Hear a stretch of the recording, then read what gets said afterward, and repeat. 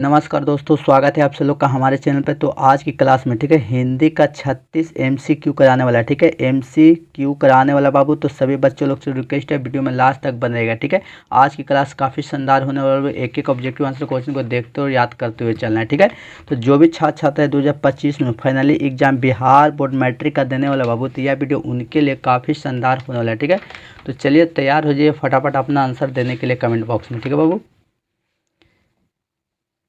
चलिए first question आप लोग का स्क्रीन पर देखने को मिल रहा होगा। का वर्ण का उच्चारण स्थान क्या है बाबू? का वर्ण का उच्चारण स्थान यहाँ पर पूछा है बाबू, तो सही बच्चे लोग याद है कंठ से है। ठीक है, ऑप्शन नंबर यहाँ से ए हमारा क्या हो जाएगा, राइट आंसर हो जाएगा। ठीक है, का जो वर्ण का उच्चारण स्थान है ना बाबू, जो कंठ से, ऑप्शन नंबर यहाँ से ए राइट आंसर हो जाएगा। ठीक है, अगला प्रश्न बाबू, प का उच्चारण स्थान क्या बाबू? तो प बोल के देखिए कहाँ से उच्चारण होता है, तो ओट से होता है। ठीक है, ऑप्शन नंबर यहाँ से सी बिल्कुल राइट आंसर हो जाएगा। ठीक है, देख सकते हैं ये सब प्रश्न पूछे गए हैं बाबू, यहाँ पर आप सब लोग का आंसर दिया हुआ है। ठीक है, तो चलिए आप सब लोग के बीच आंसर भी करवा देते हैं। ठीक है, चलिए अगला प्रश्न, चा का उच्चारण स्थान क्या बाबू? तो चा का उच्चारण स्थान तालु है बाबू, ऑप्शन नंबर यहाँ से बी बिल्कुल राइट आंसर हो जाएगा। ठीक है, चलिए अगला प्रश्न है, खा का उच्चारण स्थान है, खा का उच्चारण स्थान कंठ है बाबू, ऑप्शन नंबर यहाँ से डी बिल्कुल राइट आंसर हो जाएगा। ठीक है, अगला प्रश्न है, भाषा किसकी अभिव्यक्ति का माध्यम है? भाषा जो है बाबू किसकी अभिव्यक्ति का माध्यम है बाबू? तो याद है क्या, विचारों का ही है, ऑप्शन नंबर यहाँ से सी राइट आंसर हो जाएगा।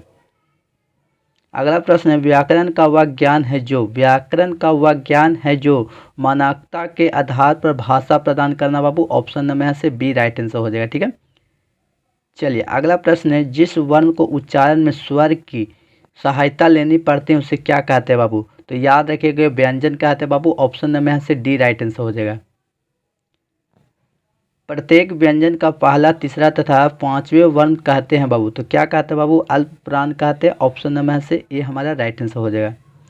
चलिए अगला प्रश्न है, प्रत्येक व्यंजन का दूसरा और चौथा वर्ण को क्या कहते हैं बाबू? प्रत्येक व्यंजन का दूसरा और चौथा वर्ण को क्या कहते हैं बाबू? तो याद रखिएगा महाप्राण कहते हैं, ऑप्शन नंबर यहाँ से सी हमारा राइट आंसर हो जाएगा। ठीक है, चलिए अगला प्रश्न है, निम्नांकित में संयुक्त ध्वनि कौन है? इनमें से संयुक्त ध्वनि कौन है बाबू? तो याद है क्या, त्रा जो हमारा संयुक्त ध्वनि है, ऑप्शन नंबर यहाँ से ये बिल्कुल राइट आंसर हो जाएगा। ठीक है, एक एक ऑब्जेक्टिव आंसर क्वेश्चन को देखते हुए याद करते हुए चलना बाबू, आप लोग ये सब क्वेश्चन एग्जाम सेंटर में पूछे गए हैं। ठीक है, अगला प्रश्न है, किसी शब्द के उच्चारण में जो विराम आता है उसे क्या कहते हैं बाबू? तो याद है कि संगम कहते हैं, ऑप्शन नंबर यहाँ से बी राइट आंसर हो जाएगा। चलिए अगला प्रश्न, निम्नांकित में ऊष्म वर्ण कौन है? इनमें से ऊष्म वर्ण कौन है बाबू? तो सभी बच्चों लोग याद है सा जो हमारा ऊष्म वर्ण है, ऑप्शन नंबर यहाँ से ए राइट आंसर हो जाएगा। अगला प्रश्न, निम्नांकित में अतः स्थल कौन है बाबू? तो सभी बच्चों लोग याद है कि वह है, वह ऑप्शन नंबर यहाँ से सी राइट आंसर हो जाएगा। अगला प्रश्न है, निम्नांकित में एक मात्रिक मूल का स्वर कौन है बाबू? तो सही बच्चों को याद है कि आ है हमारा, ऑप्शन नंबर यहाँ से बी राइट आंसर हो जाएगा। ठीक है, देख सकते हैं आप लोग का आंसर यहाँ पर बगल में ही दिया हुआ है। ठीक है, अगला प्रश्न है, हिंदी वर्णमाला के स्वर वर्ण कितने होते हैं बाबू? तो सही बच्चे लोग जानते हैं 11 होते हैं, ऑप्शन नंबर यहाँ से ये हमारा राइट आंसर हो जाएगा। ठीक है, अगला प्रश्न है, हिंदी भाषा किस लिपि में लिखी जाती है बाबू? तो सभी बच्चे लोग जानते होंगे हिंदी भाषा जो लिखी जाती है देवनागरिक भाषा में लिखी जाती है। ठीक है, ऑप्शन नंबर यहाँ से ये हमारा राइट आंसर हो जाएगा। ठीक है, अगला क्वेश्चन है बाबू, वर्णों को समूह को क्या कहते हैं? तो वर्णों को समूह को वर्णमाला कहते हैं, सही बच्चे लोग जानते होंगे, ऑप्शन नंबर यहाँ से सी राइट आंसर हो जाएगा। चलिए अगला प्रश्न है, घा का उच्चारण स्थान क्या है बाबू? तो घा का उच्चारण स्थान कंठ है बाबू, ऑप्शन नंबर यहाँ से बी बिल्कुल राइट आंसर हो जाएगा। अगला प्रश्न है, विसर्ग का उच्चारण स्थान क्या है? विसर्ग का उच्चारण स्थान क्या है बाबू? तो कंठ है, याद रखिएगा, ऑप्शन नंबर यहाँ से डी राइट आंसर हो जाएगा। चलिए अगला प्रश्न, निम्नांकित में महाप्राण आघोष वर्ण कौन है बाबू? इनमें से महाप्राण आघोष वर्ण कौन है बाबू? तो याद है कि छह है, ऑप्शन नंबर यहाँ से बी राइट आंसर हो जाएगा। चलिए अगला प्रश्न है, ऊ ध्वनि का उच्चारण स्थान क्या है बाबू? ऊ ध्वनि का उच्चारण स्थान जो है बाबू ओष्ठ है, ऑप्शन नंबर यहाँ से ये हमारा राइट आंसर हो जाएगा। ठीक है, चलिए अगला प्रश्न, निम्नांकित में महाप्राण घोष वर्ण कौन है बाबू? निम्नांकित में से महाप्राण घोष कौन है बाबू? तो सभी बच्चों लोग याद रखिएगा वह है हमारा, ऑप्शन नंबर यहाँ से डी राइट आंसर हो जाएगा। अगला प्रश्न है, किस वर्ण का उच्चारण कंठ एवं तालु के सहयोग से होता है बाबू? तो ये आप देख सकते हैं, बोल कर ही देख सकते हैं बाबू, किस वर्ण का उच्चारण कंठ एवं तालु के सहयोग से होता है बाबू?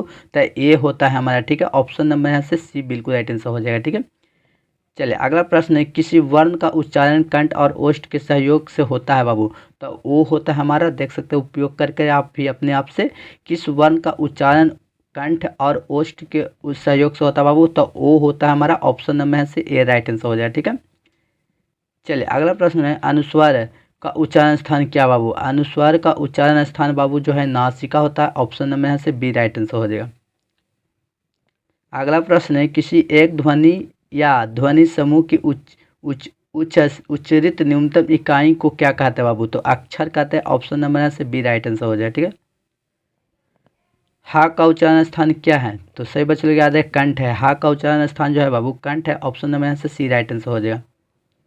चलिए अगला प्रश्न बाबू, जिस स्वर में उच्चारण में एक मात्रा लगे उसे किस स्वर के नाम से जाना जाता है बाबू। तो याद रखिएगा ह्रस्व स्वर से जाना जाता है, ऑप्शन नंबर से डी राइट आंसर हो जाएगा। ठीक है, एक एक ऑब्जेक्टिव आंसर को अभी से ही घोल कर पी जाइए बाबू, आप लोग के एग्जाम सेंटर में ये सब क्वेश्चन पूछे जाते हैं। ठीक है, अगला प्रश्न, जिस स्वर के उच्चारण में दो मात्रा लगे उसे किस स्वर के नाम से जाना जाता है बाबू। तो किस स्वर से नाम से जाना जाता है, दीर्घ स्वर से नाम के जाना जाता है बाबू, ऑप्शन नंबर से ए हमारा राइट आंसर हो जाएगा। ठीक है, अगला प्रश्न है, जिन ध्वनियों के उच्चारण के समय हवा बिना किसी रुकावट के मुंह से निकलती है उसे क्या कहते हैं बाबू। तो उसे स्वर कहते हैं, ऑप्शन नंबर से यहाँ से सी राइट आंसर हो जाएगा। ठीक है, चलिए अगला प्रश्न है, जिस वर्ण के उच्चारण में थोड़ा श्रम लगाना पड़ता है और जिसमें हकार की ध्वनि नहीं निकलती है उसे क्या कहते हैं बाबू। तो अल्प प्राण कहते हैं, ऑप्शन नंबर से ए राइट आंसर हो जाएगा। ठीक है, चलिए अगला प्रश्न है, जिन व्यंजनों के उच्चारण में अधिक परिश्रम लगता है तथा जिसमें हकार की ध्वनि निकलती है उसे क्या कहते हैं बाबू। तो याद रखिएगा महाप्राण कहते हैं, ऑप्शन नंबर से सी हमारा राइट आंसर हो जाएगा। ठीक है, चलिए अगला प्रश्न है, जब एक ध्वनि दो व्यंजनों से मिल जाए तो उसे क्या कहते हैं। तो उसे संयुक्त ध्वनि कहते हैं बाबू, याद रखिएगा ऑप्शन नंबर से ए हमारा क्या हो जाएगा, राइट आंसर हो जाएगा। ठीक है, चलिए 35 नंबर क्वेश्चन है बाबू। 35 नंबर क्वेश्चन की ओर चलते हैं, किसी स्वर के उच्चारण में किसी अक्षर पर जो बल दिया जाता है उसे क्या कहते हैं बाबू।